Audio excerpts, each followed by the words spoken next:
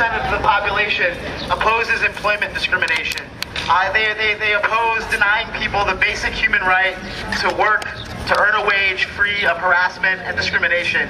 So there's a huge gap between the laws on the books that allow this discrimination and what the vast majority of people feel. So what we're trying to do is to push this into the spotlight to show people that actually there is legislation on the table and that our representatives, Over and Neil from here in Western Mass, are both co-sponsors of the Employment Non-Discrimination Act. So we're here to thank them for that and also urge them to take a more active role in getting the other congressmen and senators to sign on as co-sponsors to the bill, because it only needs 16 more co-sponsors in the House to pass, and there are 60 uncommitted Democrats.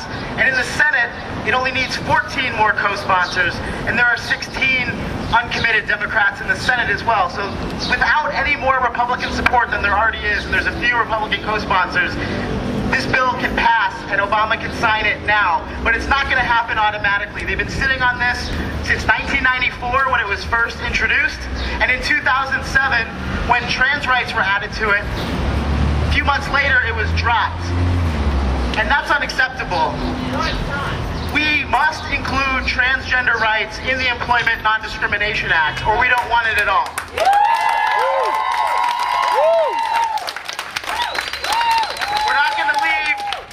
One section of the LGBT community behind because it's quote-unquote politically convenient. Because it's not a matter of convenience, it's a matter of equal rights. That's right. So there's folks they've got information on how to call your representatives locally if you're a resident of the Western Mass. Also information on how to find out who your representatives are, to call them, to put pressure on them, to demand that they take a proactive stance in support of the Employment Non-Discrimination Act. And also we're trying to build a grassroots civil rights movement for LGBT equality. So there's little blue sheets too. If you want to get involved with equality across America, we want you. We need more members. You can be a student, you can be a worker, you can be unemployed. As long as you're alive and you believe in full LGBT equality, we want you in our organization. So to kick it off, Madeline here is going to read. I'm really excited. Who knows who Autumn Sandine is?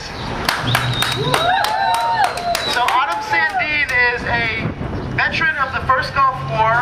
She's a trans woman, and last week she was arrested for chaining herself to the fence of the White House with members of the group Get Equal to demand the repeal of Don't Ask, Don't Tell. And she heard about our rally on Facebook and sent us a medium-length solidarity statement about this rally in support of what we're doing here, which Madeline's going to read, and then we can have Lorelei, Miss Trans New England,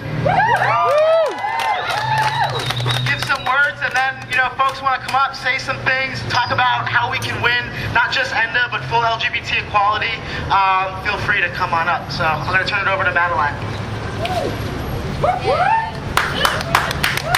Yay! Alright, so again, this is Autumn Sandine's words. She's a transgender activist, and she's writing, I think, from California, from San Diego all the way. She heard about this rally, which I think is really exciting. We're trying to build a movement here in Northampton and Western Mass, but also be a part of a national movement for federal equality.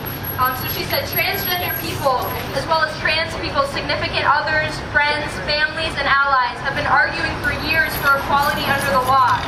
We, and I call us we because I proudly identify as transgender, we have lobbied our broader lesbian, gay, bisexual, and transgender community civil rights organizations to include us in not only advocating for sexual orientation to be added to federal employment non-discrimination, but to add gender identity and gender expression as well.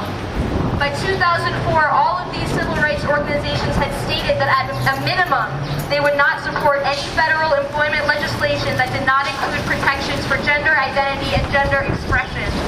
In 2007, when Congress balked at keeping gender identity language in the Employment Non-Discrimination Act, one of our broader lesbian, gay, bisexual, and transgender community civil rights organizations went back on their word and supported a federal Employment Non-Discrimination Act that did not include protections for transgender people.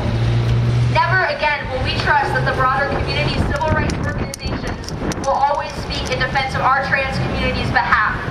We no longer can fully trust that others will faithfully defend the civil rights of transgender community community members. We are aware we must fight for trans people's civil rights, our community's civil rights, on behalf of ourselves. We must and we will speak with our own voices. In any nonviolent campaign, there are 4 basic steps. It's not one of the steps. Yeah. Hold on 1 second. Collection of the facts to determine whether injustices exist, negotiating with those in power, self-purification of the movement, and direct action. The task force and the Transgender Law Center have collected the facts to show that employment injustices against trans people exist. We have lobbied and negotiated with our broader community civil rights organizations as well as with Congress to include employment protections based on gender identity and gender expression.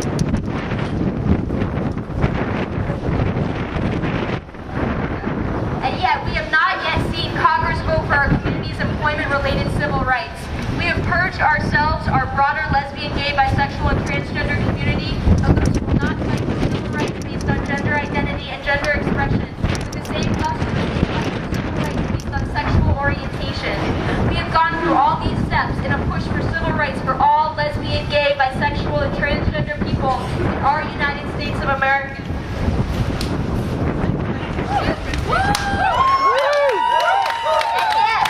And yet Congress has still not voted to give lesbian, gay, bisexual, and transgender community our civil rights.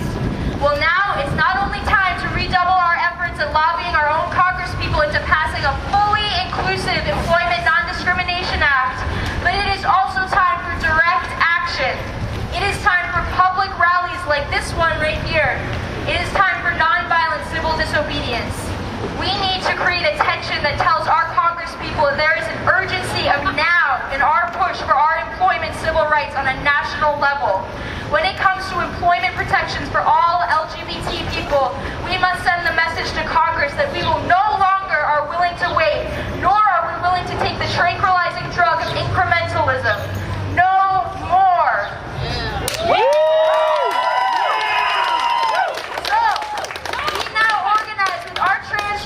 Peers, as well as with our significant others, our friends, our families, and our allies for direct action.